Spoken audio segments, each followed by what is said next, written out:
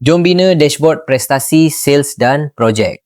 Ini contoh dashboard sales dan projek perumahan. Boleh tahu progres projek, boleh tahu total sales dan sales pending, boleh tahu sales yang bayaran dah masuk dan bayaran yang belum masuk. Boleh tahu sales ikut negara dan percentage sales terbesar ikut negara. Boleh tahu sales tiap projek dan juga gambar terkini tiap projek. Mula-mula bina data di Excel. Tulis detail projek, sales dan collection tiap projek. Dan bina 5 kad untuk total sales, sales pending, sales dah bayar, sales belum bayar dan progress project. Dan bina lagi 5 kad untuk total sales untuk tiap negara. Bina donut chart. Masukkan lokasi dan sales project. Bina column chart. Masukkan nama project dan sales tiapnya. Bina map. Masukkan lokasi project dan sales pada bahagian size. Bina table. Masukkan gambar project. Bina bar chart. Masukkan projek dan percentage progress. Bina tree map chart dan masukkan tempoh projek dibina.